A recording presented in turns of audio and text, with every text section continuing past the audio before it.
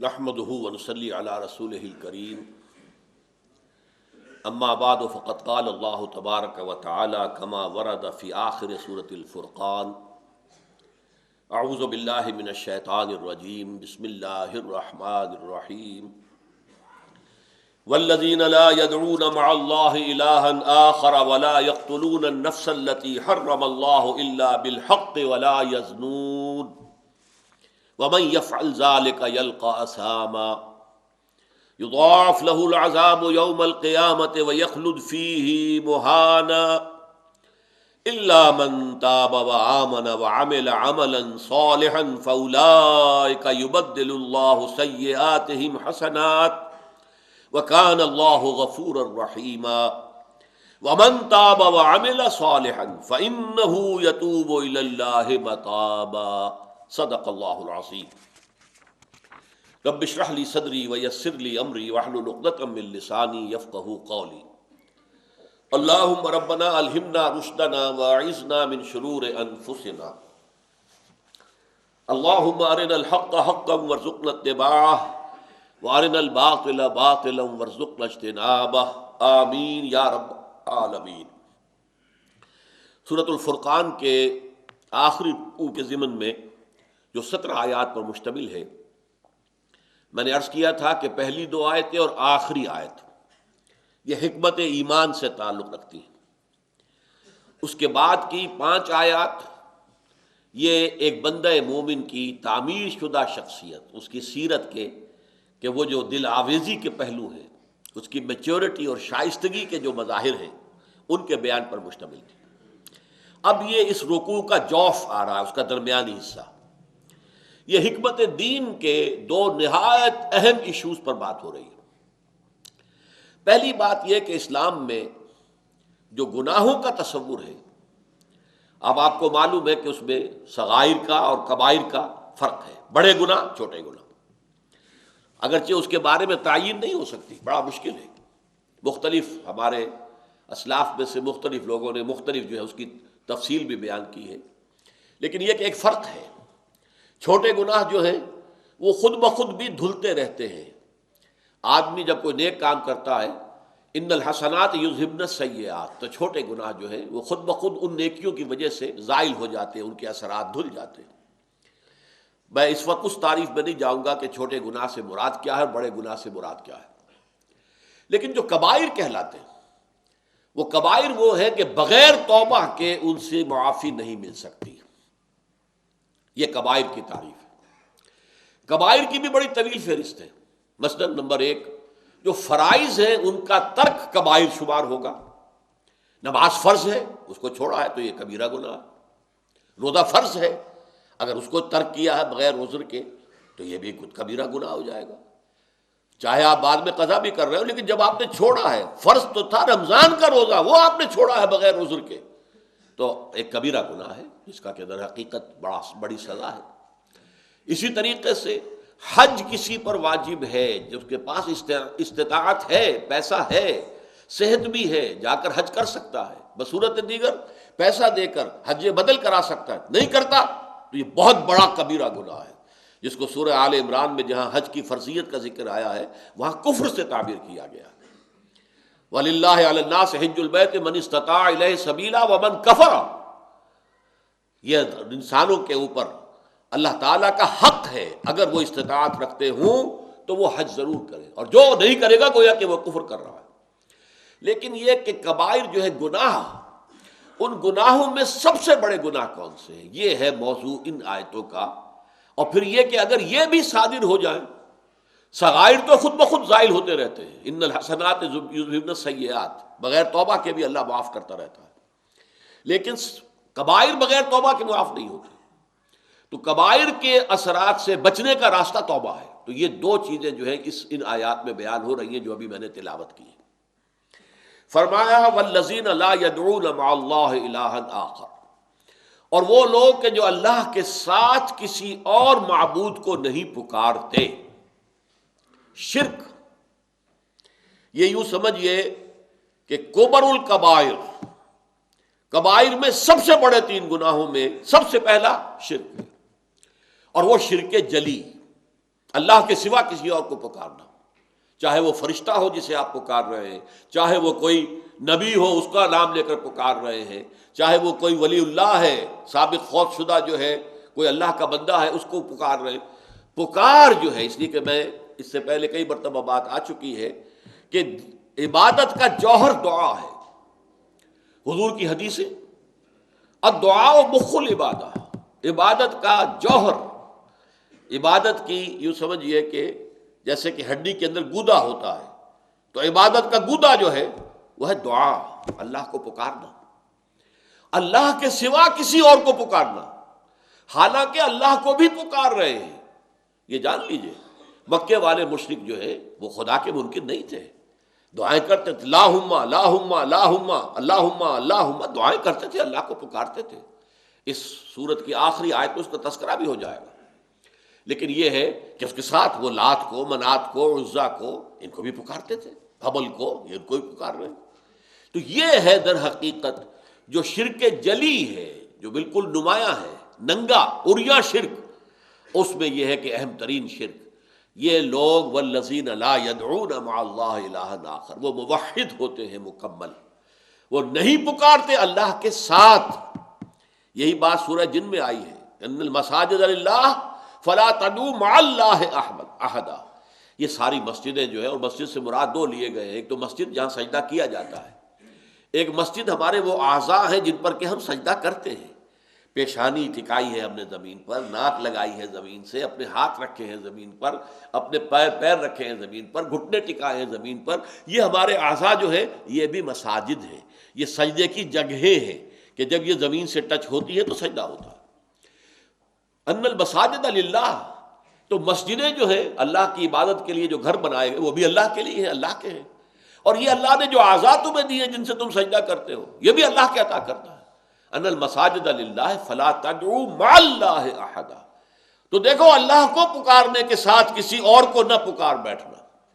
یہ دعا لغیر اللہ کسی شکل میں، جو ہم سورہ فاتحہ میں پڑھ چکے ہیں، ایاک نعبد و ایاک نستعین، جو مرکزی آیت ہے سورہ مبارکہ کی، سورہ فاتحہ کی 3 آیتیں پہلے ہیں، الحمدللہ رب العالمین الرحمن الرحیم مالک یوم الدین، یہ اللہ کی حمد و ثنا کی آیتیں ہیں۔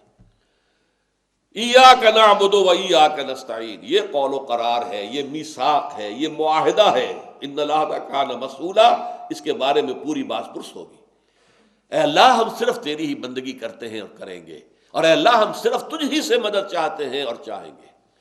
استعانت، استغاثہ، استمداد، استدعاء، یہ سارے باب استفعال کے الفاظ جو ہیں یہ سب خالص ہیں اللہ کے لیے، کوئی غوث نہیں ہے اللہ کے سوا، صرف وہی ہے، یا غیاث المستغیثین، غوث وہی ہے، کوئی غوث نہیں، کوئی نہیں ہے جسے پکارا جائے گا اللہ کے ساتھ یا اللہ کے سوا یا اللہ کو چھوڑ کر۔ یہ سب ایک بدترین اور گھناؤنے ترین جرائم میں سے ہے۔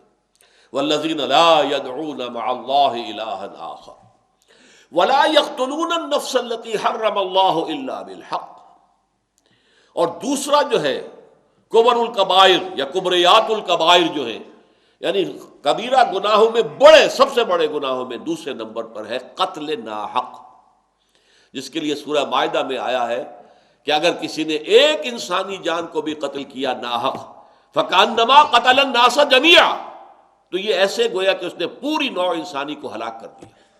اس کی وجہ کیا ہے؟ انسانی تمدن جو ہے، یہ جو انسان مل جل کر رہتے ہیں، اس کی بنیاد ہے ایک دوسرے کے نفس، ایک دوسرے کی جان کا احترام اور ایک دوسرے کے مال کا احترام۔ ٹھیک ہے، اس کی جان کا احترام کرنا ہوگا۔ والذین لا یقتلون النفس التي حرم اللہ الا بالحق، اللہ تعالیٰ نے جسے حرام کر دیا ہے، انسانی جان نہیں لی جا سکتی ناحق، لیکن بالحق ہو سکتا ہے، جان لی جا سکتی ہے۔ کسی نے قتل عمد کیا ہے، جان بوجھ کر کسی کو قتل کیا ہے، اور اس کے وارث خون بہا لینے کو تیار نہیں، نہ معاف کرنے کو تیار ہے، اس کی جان لی جائے گی، قصاص کے اندر اس کی جان لی جائے گی۔ قتل ناحق کی سزا ہے۔ کسی شادی شدہ مرد یا عورت نے زنا کیا ہے، اس کو رجم کیا جائے گا۔ قتل کی بدترین شکل جو ہے، پتھر مار مار کر جو ہے اسے ختم کر کیا جائے گا۔ اسلامی ریاست میں کوئی شخص مرتد ہو جائے، اسلام چھوڑ کر کوئی اور مذہب قبول کر لے، اسے قتل کیا جائے گا۔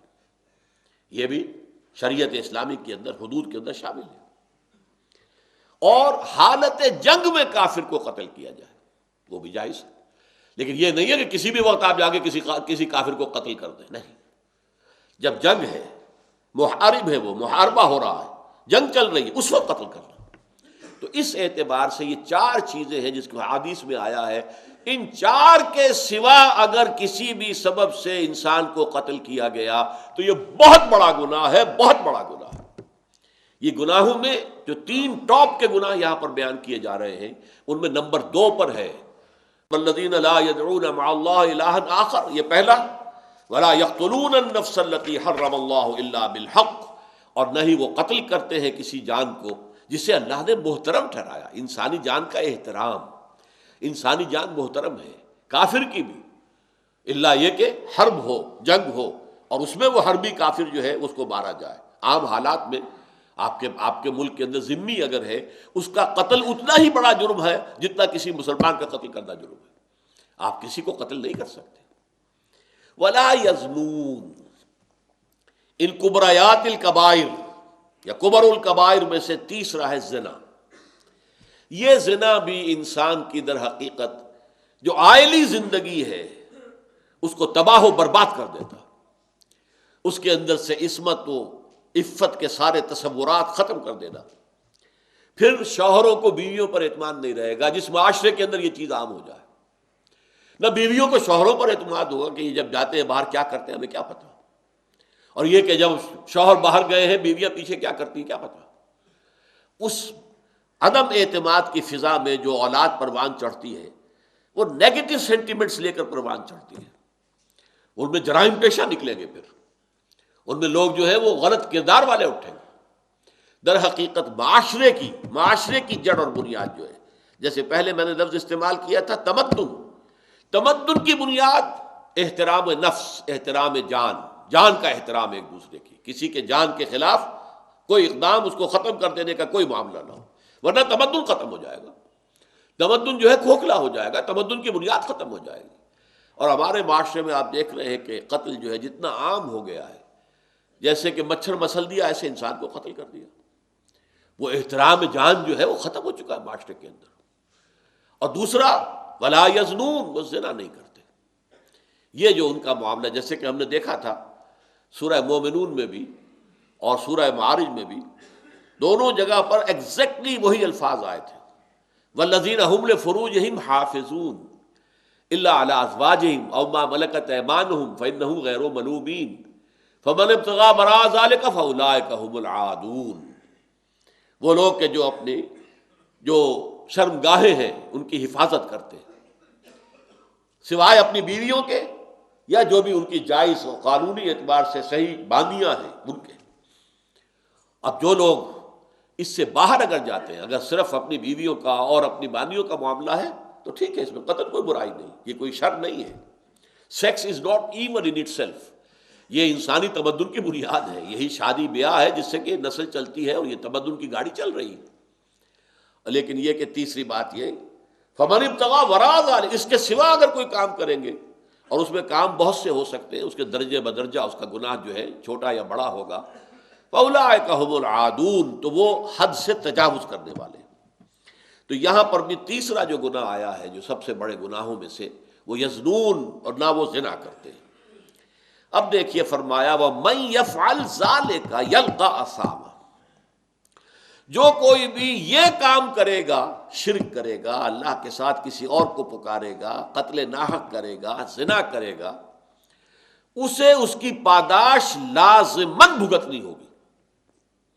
یہ گناہ از خود معاف نہیں ہوتے، ان کے لیے آگے آ جائے گا، توبہ کا دروازہ تو کھلا ہے، لیکن یہ خود بخود زائل نہیں ہوں گے، ختم نہیں ہوں گے۔ یلقا اسامہ، وہ اس کی پاداش، اسامہ اسم کا جو نتیجہ نکلنا چاہیے، اسم گناہ کو کہتے ہیں، یہ گناہ ہے تو ان گناہوں کی جو پاداش ہے وہ انہیں مل کر رہے گی۔ یضاعف لہ العذاب یوم القیامہ، قیامت کے دن اس کے لیے عذاب دگنا کر دیا جائے گا۔ یہ مقام جو ہے ان مقامات میں سے ہے کہ جہاں سے کچھ سراغ ملتا ہے عذاب قبر کا۔ ہمارے ہاں چونکہ صراحت کے ساتھ قرآن مجید میں عذاب قبر کا ذکر نہیں ہے، احادیث کے اندر ذکر ہے اور بڑی وضاحت کے ساتھ ذکر ہے، بڑی تفصیل کے ساتھ ذکر ہے، اور بڑی مستند احادیث میں ذکر ہے۔ تو منکرین حدیث جو ہے وہ سہارا لیتے ہیں کہ قرآن میں تو کہیں ہے نہیں، ہم کیسے مانیں؟ اصل میں یہاں سے ثبوت ملتا ہے۔ دیکھیے، یضاعف لہ العذاب یوم القیامہ، قیامت کے دن ان کے لیے عذاب دگنا کر دیا جائے گا۔ تو اس سے پہلے بھی کوئی نہ کوئی عذاب ہے کہ نہیں؟ عالم برزخ میں بھی عذاب ہے اور ثواب بھی ہے۔ حضور نے فرمایا صلی اللہ علیہ وسلم کہ قبر جو ہے کسی انسان کی، وہ یا جہنم کے گڑھوں میں سے ایک گڑھا ہے اور یا جنت کے باغیچوں میں سے ایک باغیچہ ہے۔ اب اس کی حقیقت کو ہم نہیں جان سکتے۔ دیکھیے، نوٹ کر لیجیے اچھی طرح، پکے اصول کے طور پر گرہ باندھ لیجیے، عالم برزخ اور عالم آخرہ کی کسی بات میں جو کچھ بتا دیا گیا اس سے آگے کھوج کرید مت کریں، اس لیے کہ یہ آیات متشابہات ہیں، ان کی اصل تعویل ہم نہیں جان سکتے۔ یہ عذاب روح کو ہوتا ہے یا جان کو ہوتا ہے یا کس کو ہوتا ہے، جسم کو ہوتا ہے، ہمیں نہیں معلوم۔ یہ ہمارے اس غیب کے پردے سے ماوراء باتیں ہیں، اور ہم تو یؤمنون بالغیب میں سے ہیں، وہ لوگ ہیں کہ جو غیب کی باتیں جن کی خبریں دی ہیں اللہ نے، اس کے رسول نے، اس کو مانتے ہیں۔ لیکن ان میں جو ہے اجمال کے اوپر ہی اکتفا کرنی چاہیے۔ ہمارے ہاں بڑے بڑے جھگڑے، یہ قبر والا سنتا ہے کہ نہیں سنتا، اب اس کے لیے دلیلیں، جو ایک طرف وہ لوگ ہیں جو انکار کرتے ہیں کہ قبر کے اندر مردہ کچھ نہیں سنتا، ان کو کافر قرار دیتے ہیں۔ دیوبند کے مسلک کے لوگوں کے اندر بھی یہ ایک دوسرے کے لیے کفر کے فتوے موجود ہیں کہ جو نہیں مانتا سماع موتا کو وہ کافر ہے، دوسرے کہتے ہیں جو مانتا ہے سماع موتا کو وہ کافر ہے، مردہ کچھ نہیں سنتا۔ اب احادیث میں آتا ہے، احادیث میں تو یہ آتا ہے کہ جب دفن کر کے جاتے ہیں لوگ مردے کو، تو وہ مردہ ان کے قدموں کی چاپ سنتا ہے کہ وہ جا رہے ہیں واپس۔ اسی طریقے سے بہت سی احادیث موجود ہیں۔ حضور کا تو خاص کشف کہ آپ نے دیکھا کہ مردوں کو اس وقت عذاب ہو رہا ہے، یا کیونکہ مردوں کا معاملہ یہ ہو رہا ہے۔ تو یہ ساری چیزیں ہیں، لیکن اس میں جو حل ہے وہ یہ ہے، جو چیز اجمالاً بتا دی گئی ہمیں، چاہے وہ عالم برزخ کی ہو، عالم برزخ بھی ہماری نگاہوں سے پوشیدہ ہے، ہمارے حواس خمسہ سے باہر ہے، اور عالم آخرہ بھی ہمارے حواس خمسہ کی جو بھی رسائی ہے اس سے ماورا ہے۔ اس میں بس جو بات آ جائے وہ مانیے، اس کی تفصیل میں ہرگز نہ جائے۔ تو معلوم ہوا کہ جب حضور نے فرمایا کہ جنت جو ہے، جو قبر جو ہے، وہ یا تو جنت کے باغیچوں میں سے ایک باغیچہ ہے یا دوزخ کے گڑھوں میں سے گڑھا ہے۔ کہیں ایسے بھی کہہ دیا گیا کہ قبر میں جب مردہ جو ہے داخل ہو جاتا ہے تو یا تو ایک کھڑکی کھول دی جاتی ہے جنت کی طرف، جس سے جنت کی ہوائیں اور خوشبوئیں اسے آتی رہتی ہیں، روح و ریحان، اس سے وہ فائدہ مند ہو رہا ہے ابھی سے۔ ابھی حساب کتاب تو ہوگا، یوم القیامت کو ہوگا جب اٹھائے جائیں گے۔ اور یا پھر جہنم کی ایک کھڑکی کھول دی جاتی ہے، اس سے وہ لپٹ، اس سے گرمی، یہ وہاں سے جھونکے آتے ہیں۔ تو ہم صرف اتنا ہی مانیں گے۔ اب یہ روح کو ہے یا جسم کو ہے، یا عالم برزخ میں قبر پر ہے، یا کہیں اور کہیں عالم ارواح کے اندر، واللہ عالم۔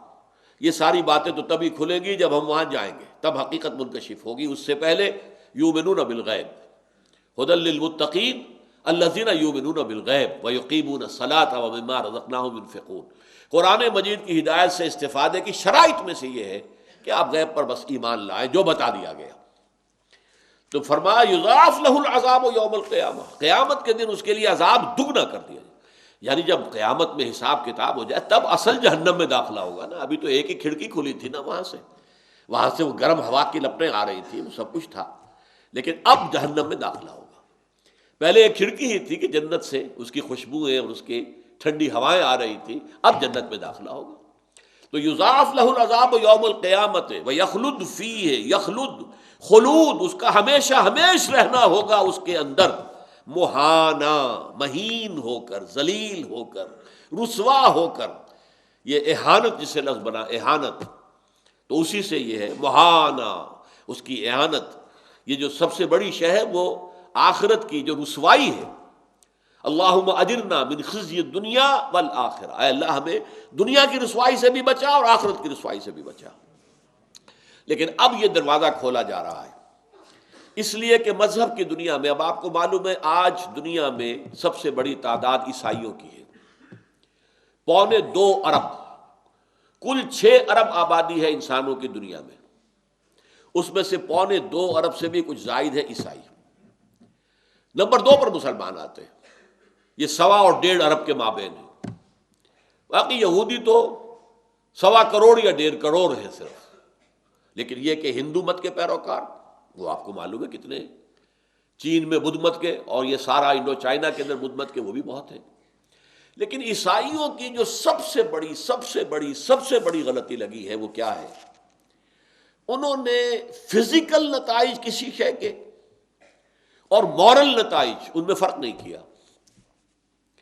ان کا تصور یہ ہے کہ حضرت آدم علیہ السلام سے جو گناہ ہو گیا تھا، اللہ کا صریح حکم تھا وَلَا تَقْرَبَا هَٰذِهِ الشَّجَرَةَ فَتَكُونَا مِنَ الظَّالِمِينَ، اس جنت میں رہو جہاں سے جو چاہو کھاؤ پیو آرام سے، کوئی روک ٹوک سوائے اس درخت کے، ایک پوائنٹڈ، ایک جس پر اشارہ کر دیا. لیکن یہ کہ شیطان نے ورغلایا، انہوں نے اس کا جو ہے پھل کھا لیا. اب یہ کہ یہ اوریجنل سن اس کو کہتے ہیں. دی اوریجنل سن، وہ ہمارے جد امجد تھے، ان سے گناہ ہوا، اور وہ گناہ جو ہے پورے نسل آدم میں چلا آ رہا ہے. ہر بچہ جو پیدا ہوتا ہے وہ پیدائشی طور پر گناہ گار ہے، اپنے جد امجد کے گناہ کا وراثت میں لے کر آ رہا ہے دنیا میں. اب یہ ہے وہ ان کی غلطی، ہمالیہ ایسی غلطی جس پر پھر انہوں نے سارے اپنے جو ہے تصورات جو ہے. اب اس اوریجنل سن، اس سے بچنے کی شکل کیا ہے؟ بس عیسیٰ پر ایمان لے آؤ، گناہ معاف ہو جائے گا. یہ سارا کفارہ ہو جائے گا تمہارے سارے گناہوں کا، اوریجنل سن سے بھی پاک، اور سارے گناہ جو دنیا میں کرو وہ بھی پاک. یہ ساری چیزیں جو ہے وہ بنائے فاسد علی الفاسد، ایک فاسد عقیدے کے اوپر فاسد جو ہے اوپر بنیاد تعبیر کر دی گئی. قرآن مجید نے جو ہمارے لیے راستہ کھولا ہے، توبہ، بڑے سے بڑا گناہ ہو، شرک ہو. 2 مرتبہ سورہ نساء میں فرمایا ان اللہ لا یغفر ان یشرک بہ ویغفر ما دون ذلک لمن یشاء، اللہ اسے ہرگز معاف نہیں کرے گا کہ اس کے ساتھ شرک کیا جائے. ہاں، اس سے کم تر گناہ جس کو چاہے گا بخش دے گا. لیکن وہ بھی توبہ کر لو فارغ، آج ترک کر دو فارغ، کوئی اس کے اثرات نہیں ہے. زہر کھاؤ گے مرو گے، لامحالہ مرو گے، یہ اس کا فزیکل اثر ہے. اور اب وہ جو ہے آپ اس کا ازالہ نہیں کر سکتے ہو، تو کھا لیا، کھایا گیا. گناہ کے بعد یہ نہیں ہے کہ اس کے مورل جو اثرات ہیں بد ہیں ان سے بچنے کی کوئی شکل نہ ہو. یہ انتہائی مایوسی پیدا کرنے والی شے ہے. لہذا فرمایا الا من تاب، سوائے اس کے جو توبہ کرے. تابا یتوب توبن، آبا یعوب اوبن، یہ بڑے قریب کے الفاظ ہیں. آبا یعوب اوبن سے اواب بنا، اوابین، اللہ کی طرف رجوع کرنے والے، بہت رجوع کرنے والے، بہت رجوع کرنے والے. اللہم ربنا اجعلنا منہم. اسی طرح توابین، بہت توبہ کرنے والے، بہت توبہ کرنے والے، بہت توبہ کرنے والے. اس لیے فرمایا کہ کل بنی آدم خطاؤن، یہ حضور کی حدیث ہے بہت اہم. تمام بنی آدم خطا کار ہیں. خطا تو در حقیقت مبالغے کا صیغہ ہے. کلو بنی آدم خطاؤن، ہر انسان جو ہے آدم کی اولاد کا بہت خطا کار ہے. وخیر الخطائین التوابون، ان خطاؤن کے اندر بہترین لوگ وہ ہیں جو توبہ کرتے ہیں. اور یہاں تک فرمایا گیا کہ آپ نے ایک گناہ سے توبہ کی، پھر کہیں حالات ایسے ہو گئے کہ آپ اپنے نفس پر قابو نہ رکھ سکے، پھر گناہ صادر ہو گیا، پھر توبہ کرو، کرتے رہو کرتے رہو. بہت پیارے جو اشعار ہیں یہ سربت کے ہیں. باز آ ہر چی ہستی باز آ، گر کافر و گمر و بت پرستی باز آ، این درگہ ماں درگہ نومیدی نیست، 100 بار اگر توبہ شکستی باز آ. آؤ لوٹو پلٹو، اور یہ کہ تم نے 100 مرتبہ بھی توبہ پہلے توڑی ہو تب پھر توبہ کرو، پھر باز آ جاؤ. ایک حدیث میں آتا ہے کہ ایک انسان خطا کرتا ہے، غلطی کرتا ہے، توبہ کرتا ہے، پھر توڑ بیٹھتا ہے، پھر غلطی کرتا ہے، خطا کرتا ہے، پھر توبہ کرتا ہے. جب تک وہ توبہ کرتا رہے گا اللہ کی رحمت کا دامن اس کے ہاتھ میں رہے گا. بلکہ ایک جگہ تو آتا ہے کہ ایک مرحلہ آتا ہے کہ پھر شیطان تھک جاتا ہے، چھوڑ دیتا ہے اسے کہ یہ تو توبہ کر ہی لے گا، تو فائدہ کیا میں اسے گمراہ کر کے کسی غلط جو ہے کام کے اندر ڈالوں. تو اب یہ وہ بھی تھک جائے گا. لیکن یہ ہے کہ اللہ تعالیٰ نے توبہ کا دروازہ بند نہیں کیا، اور اس سے سارا گناہ سائل. التائب من الذنب کمن لا ذنب لہ، کس قدر جامع الفاظ ہے. گناہ سے توبہ کرنے والا ایسا ہے جیسے اس نے کبھی گناہ کیا ہی نہیں تھا. یہ نہیں ہے یلقا اسامہ جو ہے اب اس کی پاداش تو لگی رہے گی، وہ گناہ کے اثرات تو چلیں گے، نسل بعد نسل چلیں گے، نہیں، اللہ تعالیٰ صاف کر دے گا، واضح کر دے گا، بلکہ آگے آ رہا ہے اللہ تعالیٰ اس کی برائیوں کو بھلائیوں سے بدل دے گا۔ نام اعمال میں جو اندراجات تھے کہ اس نے یہ گناہ کیا، یہ گناہ کیا، یہ گناہ توبہ کی ہے، وہ سب صاف ہو جائیں گے، اس کی جگہ پر نیکیوں کا اندراج ہو جائے گا۔ اصل میں ہمارے ہاں بھی اس معاملے کے اندر جو ہے بڑی کوتاہی ہے بعض لوگوں کے ہاں، یہ بات پورے طور سے واضح نہیں ہے کہ کتنی عظیم یہ نعمت ہے جو اسلام نے توبہ کی عطا کی۔ اس کے بارے میں آپ کو ایسی ایسی حدیثیں ملیں گی۔ یہ حدیث جو ہے میں جو آپ کو سنانے چلا ہوں یہ ہے متفق علیہ، بخاری اور مسلم دونوں میں، لیکن بخاری میں مختصر ہے، مسلم میں ذرا مفصل ہے، میں وہ روایت مسلم سنا رہا ہوں۔ للہ اشد فرحا بتوبۃ عبدہ حین یتوب الیہ من احدکم کان علی راحلتہ بارض فلات فانفلتت منہ وعلیہا طعامہ وشرابہ فایس منها فأتى شجرة فاستجع في ظلها وقد أيأس من راحلته فبينهما هو كذلك إذ هو بها قائمة عنده فأخذ بختامها ثم قال من شدة الفرح اللهم أنت عبدي وأنا ربك أخطأ من شدة الفرح۔ یہ صحیح مسلم کی روایت۔ فرماتے ہیں حضور اللہ کو اپنے گناہگار بندے کی توبہ سے جو خوشی ہوتی ہے، جو خوشی ہوتی ہے، جو خوشی ہوتی ہے وہ اس شخص سے بھی بڑھ کر ہے جس کی اب مثال دے رہے ہیں۔ وہ مثال کیا ہے کہ ایک شخص لق و دق صحرا میں سفر کر رہا تھا، ایک اونٹ پر تھا، اونٹ ہی پر اس کا جو ہے جو راشن ہے کوئی کھانے پینے کے لیے وہ بھی سامان ایک طرف کو لٹکا ہوا ہے، اور پانی بھی ہے، پانی بھی لٹکا ہوا ہے، چھاگل ہے، کچھ ہے، پانی بھی اسی پر ہے۔ کہیں تھوڑے دیر کے لیے رکتا ہے اور وہ رک کر وہاں پر آرام کر رہا کسی درخت کے نیچے۔ اب آنکھ کھولی تو دیکھا اونٹ غائب۔ اس اونٹ ہی کے اوپر اس کا کھانا بھی ہے، اس کا پانی بھی ہے، وہی سواری بھی ہے، وہ دوڑتا ہے شمال میں، جنوب میں، مشرق میں، مغرب میں، دوڑ دوڑ کے کہیں اس کا نشان نہیں مل رہا، تو مایوس ہو کر ایک درخت کے سائے میں بیٹھ جاتا ہے، گویا کہ موت کے انتظار میں، کہ اچانک دیکھتا ہے کہ اونٹ تو ہے، کھڑا ہے، موجود ہے۔ اب جو اس پر جسے کہتے ہیں شادی مرگ، اتنی خوشی طاری ہوئی اس پر، اتنی خوشی طاری ہوئی کہ وہ کہنا تو چاہتا تھا اے اللہ میں تیرا بندہ تو میرا رب، کہہ یہ بیٹھا اے اللہ میں تیرا رب تو میرا بندہ۔ یعنی جو اس طریقے سے اتنا وہ پاگل ہو گیا اس وقت اپنی خوشی کی وجہ سے، فرط مسرت میں، کہ وہ اتنی بڑی غلطی کر بیٹھا کہ اس نے یہ کہا اللہم انت عبدی، تو میرا بندہ ہے، وانا ربک، اور میں تیرا رب۔ یہ خوشی کا تصور کیجئے۔ اس طرح بائبل کی بڑی پرانی سٹوری ہے، دی پروڈیگل سن۔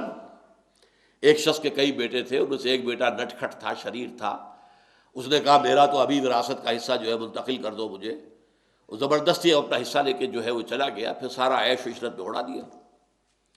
اب وہ بالکل مفلوق الحال ہو گیا، کوئی پیسہ پاس نہیں تھا۔ اب وہ باہر چاروں چار جائے گا کہاں، کل شعین یرجع الی اصلہ، آیا باپ کے پاس۔ باقی بیٹے اس کے جو کاروبار کر رہے تھے یا جانور پال رہے تھے، سب کچھ اس کے پاس تھے۔ اب باپ نے اس بیٹے کی آمد کی خوشی میں جشن منایا، دعوت کی۔ بیٹوں نے شکایت کی ابا جان یہ آپ کا وہ شریر بیٹا جو زبردستی اپنا سارا حصہ لے کے چلا گیا تھا، اور اس کی آپ اتنی آؤ بھگت کر رہے ہیں۔ باپ کا جواب کیا تھا، بیٹو اگر تم کسی گلے کو لے کر جا رہے ہو اور اس میں سے ایک بھیڑ گم ہو جائے تو کیا تم پورے گلے کو چھوڑ کر اس بھیڑ کو تلاش کرنے کے لیے نہیں نکلو گے؟ میرے گلے کی ایک یہ بھولی ہوئی بھٹکی ہوئی بھیڑ تھی جو آج مجھے واپس مل گئی ہے، تو میں تو اس کے اوپر مسرت کا جشن منا رہا ہوں۔ تو یہ ہے انسان غلط راستے سے واپس آئے، مڑ جائے، التائب من الذنب کمن لا ذنب له، اور اس کے لیے فرمایا ہے جب تک موت کے آثار شروع نہ ہو جائے، ما لم یغرغر، جب یہ جان جو ہے یہاں آ کر ہنسلی میں اٹک جائے، کلا اذا بلغت التراقی وقیل من راق وظن انہ الفراق، یہاں اس کے بعد تو موت کا دروازہ، توبہ کا دروازہ بند ہے۔ اسی طریقے سے جب آثار قیامت شروع ہو جائیں گے، اور ان میں علامات قیامت بہت سی ہیں، صغیر بھی ہے، کبیر بھی ہے، بڑی بھی ہے۔ تو وہ جو اکبر العلامات ہیں، جو سب سے زیادہ بڑی، ان میں سے سورج کا مغرب سے طلوع ہونا ہے۔ جب وہ ہوگا تو توبہ کا دروازہ بند ہو جائے گا، اب اس کے بعد کسی انسان کے توبہ کرنے کی کوئی حیثیت نہیں ہوگی۔ لیکن جب تک موت جو ہے وہ اس طریقے سے قریب نہیں آ گئی ہے، یا قیامت اس درجے قریب نہیں آ گئی، اس وقت تک موت کا دروازہ کھلا ہوا ہے۔ باز آ باز آ، یہ تو جیسا کہ حدیث میں آتا ہے کہ رات کے آخری گھڑیوں میں اللہ تعالیٰ اپنے اس 7ویں آسمان سے نزول اجلال فرماتے پہلے آسمان پہ آ جاتے، اور پھر ندا ہوتی ہے، حل من مستغفر فاغفر له، ہے کوئی شخص کہ جو استغفار کر رہا ہو تو میں اسے معاف کر دوں، حل من سائل فاعطیہ، ہے کوئی مانگنے والا کہ میں اسے دوں۔ تو ہم تو مائل بے کرم ہیں، کوئی سائل ہی نہیں، راہ دکھلائیں کسے، رہنم منزل ہی نہیں، الا من تاب۔ لیکن یہاں اب دیکھیے فلسفہ توبہ کا ایک حصہ تو میں نے بیان کیا، اور ظاہر بات ہے کہ اس کے اوپر بہت مفصل گفتگو ہو سکتی ہے، کہ ایک فزیکل ایکٹ ہے، اس کے اثرات اور نتائج ہیں، ایک ہے مورل ایکٹس، گناہ جو ہے مورل ایک اعتبار سے گناہ، اس کے اثرات جو ہے وہ توبہ کے ذریعے سے زائل ہو جاتے ہیں، اللہ تعالیٰ معاف فرماتا ہے، یہاں تک کہ ایسے ہو گیا جیسا کہ اس نے کیا ہی نہیں تھا۔ الا من تاب، لیکن اس کے بعد جو لفظ آیا ہے بہت، وآمن، سوائے اس کے جو توبہ کرے اور ایمان لائے۔ اب غور کیجئے یہ کیوں کہا گیا؟ تو در حقیقت معصیت، خاص طور پر گناہ کبیرہ، وہ انسان کو ایمان کے دائرے سے نکال دیتی ہے، یا یوں کہیے کہ اس کے دل سے ایمان نکل جاتا ہے، دل میں ایمان نہیں رہتا۔ اس لیے کہ ظاہر بات ہے، یہ میں سورۃ العصر کے ضمن میں بھی بیان کر چکا ہوں، ایمان بھی ہو گناہ بھی ہو، یہ کیسے ہوگا؟ دو متضاد چیزیں جمع نہیں ہو سکتی، پانی اور آگ جمع نہیں ہو سکتی۔ لہذا اس وقت جب کہ وہ گناہ کا ارتکاب کر رہا ہے، ایمان اس کے دل سے نکل جاتا ہے، لہذا جب توبہ کرتا ہے تو یہ تجدید ایمان ہے، اثر نو وہ اب ایمان لا رہا ہے، تجدید ایمان۔ اسی لیے ہماری جو تنظیم اسلامی کی بنیادی دعوت کے لیے 3 الفاظ میں نے کبھی اختیار کیے تھے، وہ ہمارے ہاں چھپتے بھی ہیں: تجدید ایمان، توبہ، تجدید عہد، اپنے ایمان کو تازہ کرنا اور اللہ کی جناب میں رجوع کرنا، اور تجدید عہد، اللہ سے عہد دوبارہ استوار کرنا ہے، اللہ ایاک نعبد و ایاک نستعین، اثر نو عہد کرتا ہوں کہ تیری ہی بندگی کریں گے اور کرتے رہیں گے، اور تجھی سے مدد چاہتے ہیں اور چاہتے رہیں گے۔ تو توبہ کے بعد ایمان، اس لیے کہ احادیث صاف ہے، کیا کریں؟ اگرچہ یہ مسئلہ بڑا ٹیڑھا ہے، میں نے حقیقت ایمان پر لیکچرز دیے تھے، یہ کوئی 8-10 سال پرانی بات ہے، میں نے اس میں مختلف جو ہمارے ہاں مختلف لوگوں کے، مختلف حلقوں کے، مختلف فرقوں کے جو اس ضمن میں عقائد ہیں، ان کی پوری تفصیل سے جو ہے میں نے جائزہ لے کر وہ واقع بیان کی ہے۔ آیا جیسے آیا، لا یؤمن احدکم، تم میں سے کوئی شخص مومن نہیں ہو سکتا، حتی اکون احب الیہ من والدہ وولدہ والناس اجمعین، جب تک کہ میں تمہیں محبوب تر نہ ہو جاؤں اپنے باپ سے، بیٹے سے اور تمام انسانوں سے۔ اب اس معیار پر کتنے لوگ پورے اتریں گے؟ غور کیجیے۔ تو باقی لوگ کیا ہیں؟ وہ مومن نہیں ہیں، مومن نہیں ہیں تو کافر ہیں، کافر ہیں تو مرتد ہیں، مرتد ہیں تو واجب القتل ہے۔ چلیے وہ تو ایک چین آف آرگومنٹ ہے نا، دلیل بڑھتی جائے گی۔ ایک اور حدیث، 3 مرتبہ قسم کھائی اللہ کے رسول نے، واللہ لا یؤمن، واللہ لا یؤمن، واللہ لا یؤمن، خدا کی قسم فلاں شخص مومن نہیں ہے، خدا کی قسم وہ مومن نہیں ہے، خدا کی قسم وہ مومن نہیں ہے۔ پوچھا گیا من یا رسول اللہ، کون، کس کے بارے میں فرما رہے؟ الذی لا یامن جارہ بوائقہ، وہ شخص کہ جس کی تکلیف دہی جو ہے، شر انگیزی ہے، اس سے اس کا جو پڑوسی ہے وہ امن میں نہیں ہے، چین میں نہیں ہے۔ اب یہ آپ کہیں گے بد اخلاقی، کج خلقی، کوئی گناہ کبیرہ نہیں کا، نہ شرک ہے، نہ کوئی قتل ناحق ہے، نہ زنا ہے، صرف کج خلق انسان ہے، اور اس کی وجہ سے پڑوسی سہما رہتا ہے، پتہ نہیں کس وقت یہ کیا کر بیٹھے، کیا کہہ دے، اس سے بچ کے ہی نکلنا چاہتا ہے کہ کچھ پتہ نہیں اس وقت یہ کیا منہ سے بک دے گا۔ تو وہ شخص مومن نہیں ہے، خدا کی قسم مومن نہیں ہے، خدا کی قسم مومن نہیں۔ یہ چیزیں ذرا غور کیجیے۔ تو کیا وہ کافر ہو گیا، مرتد ہو گیا؟ یہ جو سب سے پہلی تفریق ہوئی ہے مسلمانوں میں اور جن کی تکفیر کی گئی بالاجماع، وہ لوگ خوارج ان کی غلطی یہی تھی، ایسی احادیث کی بنیاد پر انہوں نے یہ رائے قائم کر لی کہ جو بھی گناہ کبیرہ کا ارتکاب کرے وہ کافر ہو گیا تو مرتد ہے تو واجب القتل ہے تو اس کی جان بھی حلال، اس کا مال بھی حرام، اس کی بیوی بھی جائز ہے آپ کے لیے کہ آپ اسے لونڈی بنا کر اپنے گھر میں ڈال دیں۔ انا للہ و انا الیہ راجعون۔ اسی موضوع پر پھر امام ابو حنیفہ کی کتاب ہے الفقہ الاکبر، مومن کون ہوتا ہے، مسلم کون ہوتا ہے۔ تو یہ جو ایمان کہا جا رہا ہے نہیں ہے، خدا کی قسم نہیں ہے، یہ اصل میں ایمان کی نفی تو ہے، اسلام کی نفی نہیں ہے، یہ دو چیزیں علیحدہ ہیں۔ قالت الاعراب آمنا قل لم تؤمنوا ولکن قولوا اسلمنا، وہ تو معلوم ہوا کہ دو چیزیں جو ہے علیحدہ ہیں۔ یہ بدو کہہ رہے ہیں ہم ایمان لے آئے، نبی سے کہہ دیجیے تم ایمان ہرگز نہیں لائے ہو، یوں کہو کہ ہم اسلام لے آئے، تمہارے اسلام کا دعویٰ قبول، تمہارا دعویٰ ایمان رد۔ تو ایمان اور ہے، اسلام اور ہے۔ اسلام سے نکلنے والا مرتد ہوتا ہے، ایمان کی حقیقت انسان کے دل سے نکل گئی یا وہ دائرہ ایمان سے نکل گیا، یہ میرے الفاظ ہیں، لیکن مسلم وہ رہے گا۔ چاہے ایک شخص نے زنا کیا تھا اور آپ نے اس کو رجم کیا ہے، پتھر بار بار کے مارا ہے، پھر بھی اس کی نماز جنازہ آپ پڑھیں گے، وہ مسلمان ہے، وہ کافر نہیں ہو گیا ہے، مسلمان ہے۔ تو اسلام اور ہے، وہ ایک قانونی حدود ہے جس میں رہنے والا شخص مسلمان ہے، ان قانونی حدود سے نکل جائے گا تو وہ کافر ہوگا، مرتد ہوگا۔ لیکن جو شخص ان قانونی حدود کے اندر ہے تو آیا اس کے دل میں ایمان بھی ہے یا نہیں، یہ بالکل دوسری بات ہے۔ تو ایمان کی نفی ہے گناہ کبیرہ، چنانچہ فرمایا لا یزنی الزانی حین یزنی وہو مومن، متفق علیہ روایت ہے، کوئی زانی حالت زنا میں، حالت ایمان میں زنا نہیں کرتا۔ کیسے ہو سکتا دل میں ایمان اور زنا ہو رہا؟ تو اس ایمان کی دو کوڑی کی قیمت نہیں ہے، پھر کیا فائدہ اس ایمان کا جو انسان کو روک نہ سکے۔ لا یزنی الزانی حین یزنی وہو مومن ولا یسرق السارق حین یسرق وہو مومن ولا یشرب الخمر حین یشرب وہو مومن، کوئی زانی حالت ایمان میں زنا نہیں کرتا، کوئی شرابی حالت ایمان میں شراب نہیں پیتا، کوئی چور حالت ایمان میں چوری نہیں کرتا۔ جب یہ کام کر رہا ہے ایمان اس کے دل سے خارج ہو گیا۔ اور ایک اور حدیث میں بیان کیا گیا جب انسان توبہ کرتا ہے تو وہ ایمان لوٹ آتا ہے دل میں، بلکہ بڑے پیارے الفاظ ہیں، جب انسان گناہ کرتا ہے ایمان اس کے دل سے نکل کر اس کے سر پر ایک پرندے کی طرح چکر لگاتا رہتا ہے۔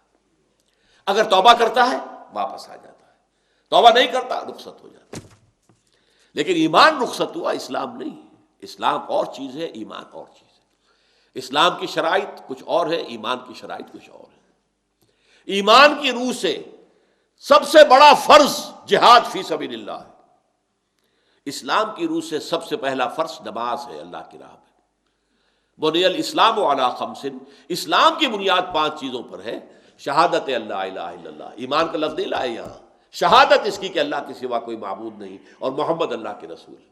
اقام الصلاۃ و ایتاء الزکوٰۃ و صوم رمضان و حج البیت، یہ 5 چیزیں ان کے اوپر قائم، جو اس دائرے میں ہے وہ مسلمان ہے۔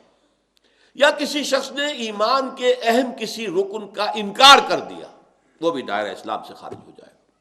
ختم نبوت کا انکار کیا، وہ دائرہ اسلام سے خارج ہو جائے گا۔ اللہ تعالیٰ کے علی کل شیء قدیر ہونے کا انکار کیا، دائرہ ایمان سے خارج، دائرہ اسلام سے بھی خارج۔ علی کل شیء قدیر بکل شیء علیم، وہ ہر چیز کا جاننے والا، ہر شے پر قادر ہے، یہ ایمان رکھنا لازم۔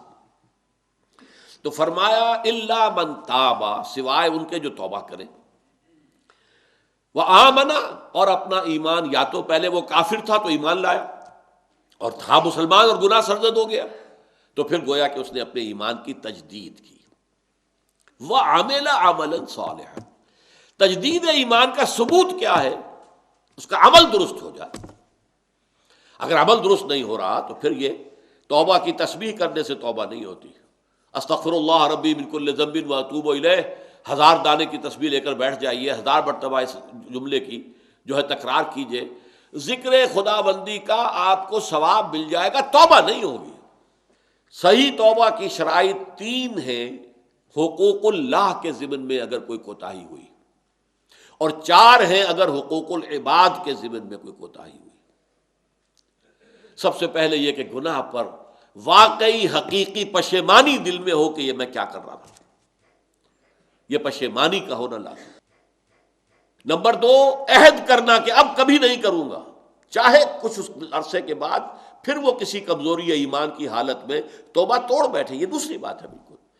اللہ نے ایسے لوگ بھی پیدا کیے ہیں کہ جن کے اندر بڑا قوی ارادہ ہے، قوت ارادی مضبوط ہے، ایک دفعہ ایک بات طے کی بس اب یہی ہوگا، اور ویسے ایسے کمزور لوگ بھی ہیں، لاغر لوگ بھی ہیں، قوت ارادی کے اعتبار سے فیصلہ کرتے ہیں لیکن اس پر قائم نہیں رہ سکتے۔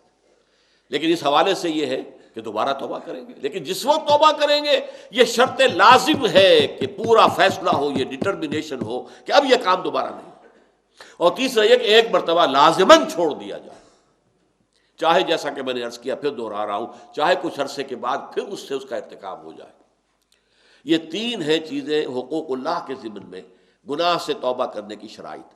اور چوتھی شرط یہ ہے، یہ تینوں چیزیں بھی اگر پوری ہو گئی ہیں حقوق العباد کے درجے میں، تب بھی معاف نہیں ہوگا گناہ۔ جس کا حق مارا ہے، جس پر ظلم کیا ہے، جس پر زیادتی کی ہے، جب تک اس سے معافی حاصل نہیں کرو گے اللہ معاف نہیں کرے گا۔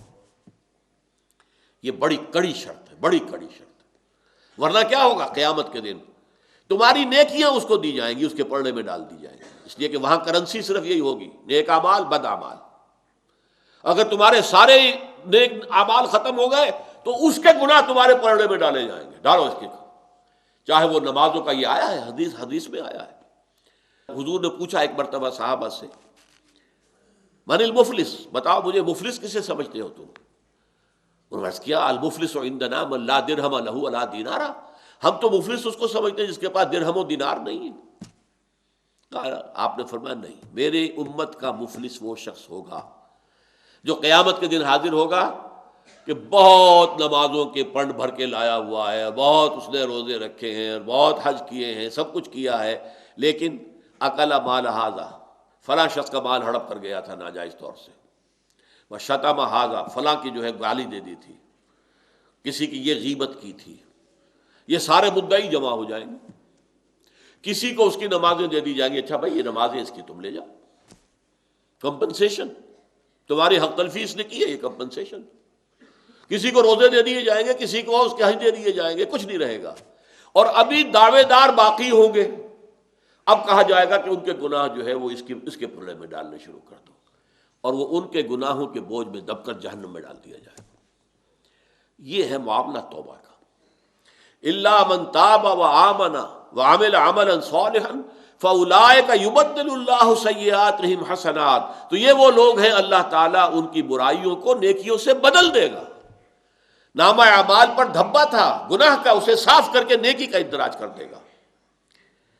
ومن تاب، اب دوبارہ دوہرا کر فرمایا ومن تاب وعمل صالحا، اور جو توبہ کرے حقیقی توبہ اور کام اچھے کرے، عمل صالح ہو جائے، درست ہو جائے، فَإِنَّهُ يَتُوبُ إِلَى اللَّهِ مَتَابًا، تو وہ شخص ہے کہ جو حقیقت میں توبہ کرتا ہے اللہ کی جناب میں جیسا کہ توبہ کرنے کا حق ہے۔ اللہم ربنا اجعلنا منہم، اللہم ربنا اجعلنا منہم، اللہم ربنا اجعلنا منہم۔ بارک اللہ لی ولکم فی القرآن العظیم ونفعنی وإیاکم بالآیات والذکر الحکیم۔